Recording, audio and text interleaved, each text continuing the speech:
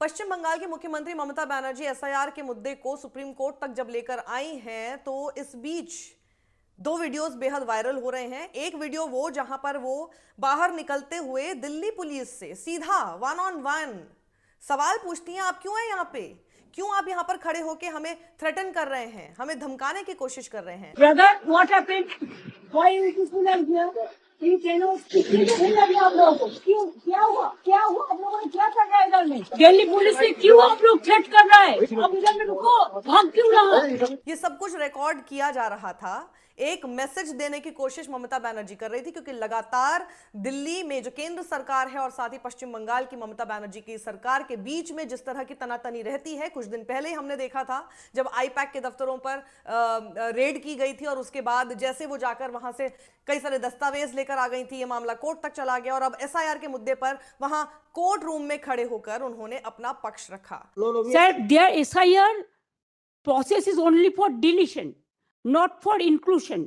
वहीं दिल्ली की मीडिया के सामने उन्हें ही संबोधित करते हुए उन्हें ही कॉल आउट कर दिया और उनको गोदी मीडिया तक कह दिया कि आप देखो, अब तो दिल्ली का प्रेस तो गोदी मीडिया है, आप लोग तो सच बात नहीं कहते हैं, जाने दो। Thank you so much.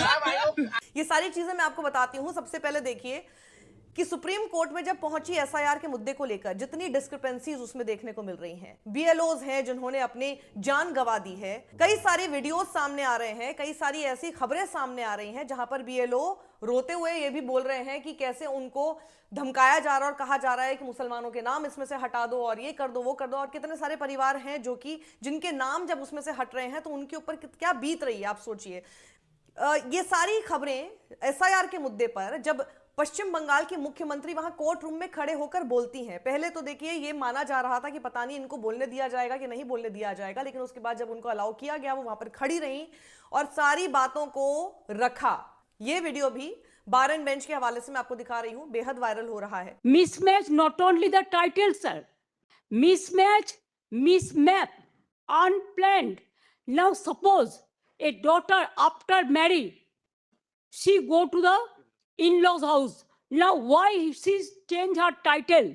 Why she's using the husband's name, husband's title? That is also mismatch. Can't be. Yes sir, they have done it sir. That's why we are. Now That's sir, why we only just want to sir. Number two sir, there are some daughters who married and shifted the in-laws house. Their name also just unilaterally deleted. It is just because they shifted their houses. Sir, you will appreciate sometimes some people work some office, they go to they transferred other offices, they work somewhere. Sometimes the poor people, they purchase the flats, they shifted their addresses, but they are the genuine people are staying there. But because of the name of logical discrepancy, now they change the name. No, instead of logical discrepancy, when you gave order sir, they violated and they say it is the discrepancy mapping. इस बात की भी तारीफ की जा रही है, जैसे आप देखिए कि प्रियंका चतुर्वेदी जो कि राज्यसभा की सांसद हैं, वो जैसे लिखती हैं कि ममता बनर्जी अपने लोगों के लिए सड़कों पर भी लड़ती हैं, अपने लोगों के लिए अपने राज्य में भी लड़ती हैं और फिर आकर कोर्ट तक में लड़ लेती हैं। तो ममता बनर्जी का जो ये चुनाव का बिगुल बजने से पहले जो ममता बनर्जी ने ये लगातार हर जगह पर लड़ते हुए दिखती रहें, अपने लोगों के लिए अपने मुद्दों को किस तरह से वो दुनिया भर में बताने की कोशिश कर रही है और उसके लिए वो जी जान लगा रही हैं, वो ये दिखा रही हैं। ये एक बहुत बड़ा पॉलिटिकल मूव है क्योंकि वो अपने प्रोटेस्ट को दिल्ली तक लेकर आ रही हैं, वो इस मुद्दे को दिल्ली तक लेकर आ रही हैं। वो लगातार दिल्ली में आकर जब इसके ऊपर लड़ रही हैं, वो पश्चिम बंगाल में अपने जनता को, अपने वोट बैंक को, सबको ये मैसेज दे रही हैं कि पश्चिम बंगाल के साथ अगर अन्याय हो रहा है तो मैं सिर्फ पश्चिम बंगाल में नहीं बैठी रहूंगी, मैं वहां से दिल्ली तक आऊंगी और जो करना पड़ेगा वो करूंगी। ममता बनर्जी का ये वीडियो जिसमें वो दिल्ली पुलिस को सीधे आके बोलती है, आप लोग क्यों खड़े हैं यहाँ पे और आप लोग हमको क्यों धमकाने की कोशिश कर रहे हैं क्या? जब वो ये बात बोल रही हैं, भले वो वहां पे खड़े हैं, कुछ कह नहीं रहे हैं, लेकिन ममता बनर्जी उनको इस तरह से बोलते हुए ये जरूर मैसेज दे रही हैं कि ममता बनर्जी नरेंद्र मोदी, अमित शाह, इन लोगों के दबाव में नहीं आएंगी और ये बेसिकली उनको हेड ऑन लेंगी। Brother, what happened? Why you people are here? You cannot justify Bongo Bhavan to the whole. आप लोगों को किस लिए भेजा गया? किसके लिए भेजा गया आप लोगों को? क्यों? क्या हुआ? क्या हुआ? आप लोगों ने क्या कर रहा है इधर में? दिल्ली पुलिस ने क्यों आप लोग थ्रेट कर रहा है? आइए, ऐसा है। क्या किया है? अब इधर में रुको। अब तो इधर में तो भाग क्यों रहा है? भाग क्यों रहा है?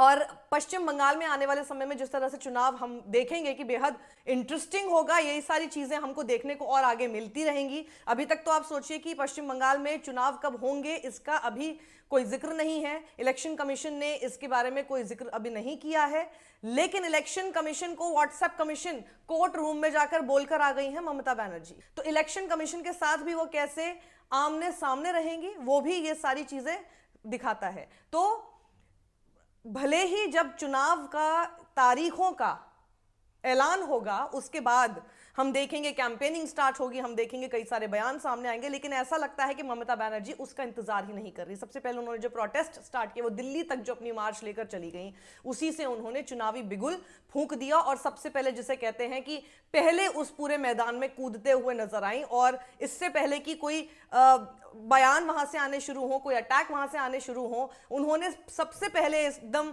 गेम जिसको कहते हैं ना ऑफेंसिव खेल दिया। ऑफेंसिव रूप में उन्होंने इस पूरे खेल को खेला है। वहीं मीडिया को संबोधित करते हुए उन्होंने और क्या बातें कही हैं वो मैं आपको बताती हूँ।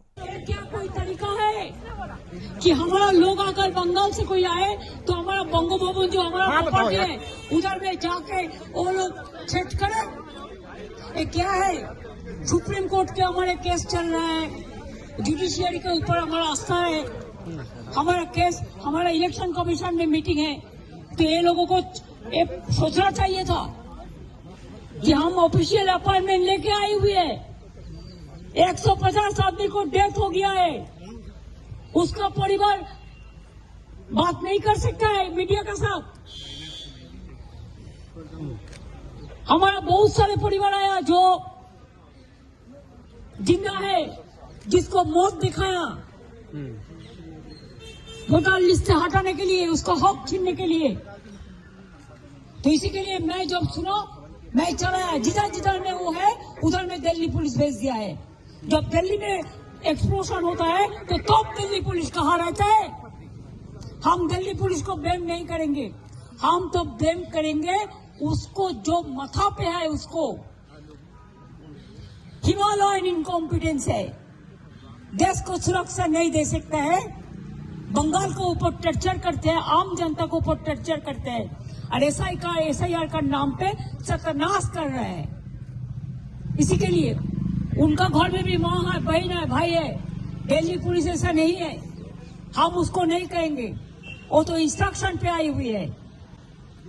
क्यों घबराहट है दीदी उनमें? दिल्ली घबरा गया है, इसी के लिए हम आते हैं तो घबरा जाता है।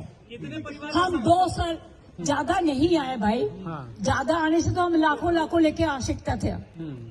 मैं सिंबॉलिक 50 परिवार है जिसको जिंदा है लेकिन उसको मौत दिखा दिया, और 50 ले आए जिसको SIR में डेथ हो गया है। दीदी चुनाव आयोग में भी लेके जाएंगे आप इनको? चुनाव आयोग में से सब नहीं जाएगा, कल प्रेस को मीट करेगा, कल प्रेस को मीडिया है, मीडिया का साथ वो लोग मीट करेंगे, उसको दिखाने के लिए हम ले आया कि आप देखो। अब तो दिल्ली का प्रेस तो गोदी मीडिया है, आप लोग तो सच बात नहीं कहते हैं, जाने दो। Thank you so much. मैं आप लोगों को आयोग से क्या कहेंगे हम अभी नहीं कह सकते हैं, जब जाएंगे तब। कोई चीज का कोई तरीका होता है, इंस्टीट्यूशन को हम डिसरेस्पेक्ट नहीं कर सकता है, लेकिन हम पॉलिटिकल बात हम हमारा बात कर सकते हैं। कॉल करेंगे, आप लोगों को बुला लेंगे। लेकिन आप सोचो, ये लोगों को जाग जाके ढूंढना, उसको सताना, उसको टॉर्चर करना, उसको एट्रोसिटीज करना, ये क्या तरीका है? दिल्ली पुलिस किसी को नहीं दे सकता है। दिल्ली तो एक जमींदार का जमींदारी चल रहा है। दिल्ली में जमींदारी चल रहा है, गरीब लोगों के लिए कोई जगह नहीं है। तो ये ममता बनर्जी का जो तरीका है, क्योंकि हमने हमेशा देखा ममता बनर्जी की पॉलिटिक्स को जो समझता है वो ये बात जरूर जानता होगा that she plays in an aggressive mode. वो जो भी बात बोलती है एकदम ऑफेंसिव रूप पे बोलती हैं, डिफेंसिव कम होती हैं। इससे पहले कि कोई कुछ बोले, कोई कुछ उन पे अटैक करे, वो पहले ही अपने मुद्दे तैयार करके तैयारी के साथ वहां पर जाती हैं। और एसआईआर के मुद्दे पर जिस तरह से तैयारी के साथ वो यहां आई हैं, क्या आपको ये सारी चीजें देखकर लगता है कि इनका मूव सही है, या इनको एक तरह से अब काउंटर करने के लिए भारतीय जनता पार्टी क्या करेगी, भारतीय जनता पार्टी की सरकार क्या करेगी? पश्चिम बंगाल के चुनावों में क्या अहम मुद्दे हैं जो कि देखने वाले होंगे, और क्या लगता है आपको कि इस बार पश्चिम बंगाल के चुनावों में नतीजा क्या रहेगा? कमेंट बॉक्स में अपनी ये सारी राय जरूर दीजिएगा। और जैसे कि बंगाल साक्षी है 2.0 मैं आपके पास लेकर आऊंगी ही, इंतजार कीजिएगा उसका भी, और लगातार आपको सारे एपिसोड्स देखने को मिलते रहेंगे। लेकिन इस बीच इस वीडियो को ज्यादा लोगों तक पहुंचाइए। सत्यमेव जयते।